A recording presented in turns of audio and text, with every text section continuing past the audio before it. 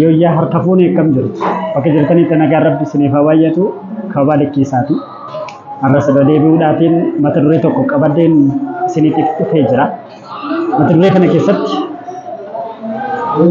ergaa bareedduu kan qabdu isinillee akka itti fayyadamtaniidhaafis waan kana isiniif qooduuti kan hin jaalladhe. Innis maal jedha? Hojii tokkotti yoo lixxu akka nama bishaan daakuu ta'i. Hojii tokkotti yoo lixxu akka nama bishaan daakuu ta'i. Maal jechuu barbaadeeti laata? Namni bishaan daakuu tokko gaafa bishaan daakuuf deemu uffata daakkichaaf hin taane lafa naqatee uffata daakkichaaf ta'u uffateeti deema.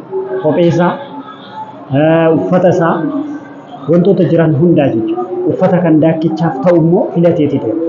Atis gara gochaa tokkotti gaafa lixxu gocha sana wajjiniin kan hin deemne, hojii sana duukaa kan hin deemne istee deemuun barbaachisa.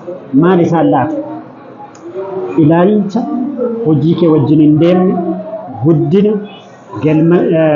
guddina kee duukaa kan hin deemne dhiisuun barbaachisa. Hiriyoota galma kee wajjin hin deemne, kitaaba dubbistu kan galma kee wajjin hin deemne, fiilmii ilaaltu kan mul'ata kee wajjiniitiin hin deemne dhiisuun barbaachisaadha jechuudha.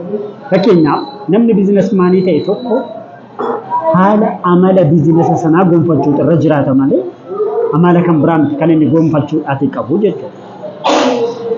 Hojii kamiyyuu keessatti iyyuu haa ta'u amala hojii sanaa uffachuu qaba. Waan hojii sanaatiif ta'u qabatee deemuutu barbaachisa.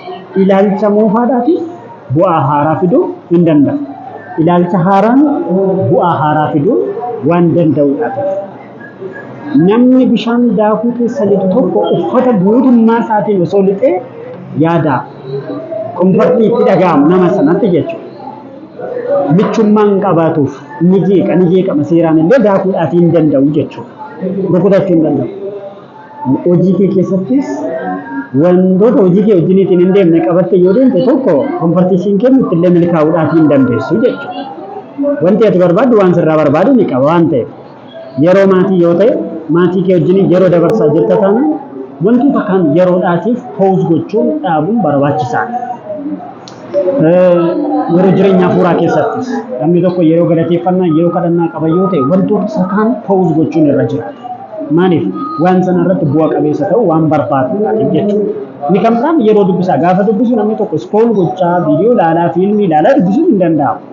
Bu'aaf qabeessa itti ta'uu barbaadda taanaan daaktee gammachuu argachuu barbaadda taanaan yoo xiyyeeffannoodhaatiin wanta sanarratti focused ta'uu xiyyeeffannaa guddaa itti kennuun barbaachisa.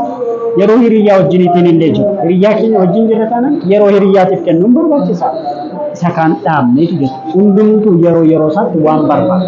Milkaa'uu barbaadda taanaan hojii kamiyyuun hojjetta taanaan waa hunda wal faana osoo osoo hin taane wal keessa marqama kan ta'e qabattee deemta taanaan keessatti milkaa'uudhaaf hin dandeessu. Nama hojii yoo ta'u amala hojii sanaa yeroo hojii sanaatiif barbaachisu kennuun barbaachisa. Maal jedhama seetan? Dubartiin xuwwee sagaliin marqitu tokkoyyuu hin bilcheessitu jedhama. Kanaaf bilcheessuu barbaadda yoo taate tokko irratti xiyyeeffachuun barbaachisaadha jechuudha. Ati jireenya kee keessatti kanas tuqxee yoo taate itti milkaa'uu hin dandeessu. Garuu xiyyeeffannoo guutuudhaan wanti sun waa inni sirraati bada. Yeroo yoo ta'e yeroo kenniif. Yeroo leenjii yoo ta'e yeroo leenjii kenniif. Yeroo gorsaa yoo ta'e yeroo gorsaa. Yeroo callisaa yoo ta'e yeroo callisaa kennuun barbaachisaadha jechuudha. Akka daakuun sitti toluuf. Waan daaktu sanaaf guutummaa makee dhaqna guutuu kennitee akka daaktu milkaa'ina barbaaddu keessattis waa inni sirraa barbaadu guutummaatti kenniifi. Waan irraa barattu koomentii godhaa galatoomaa.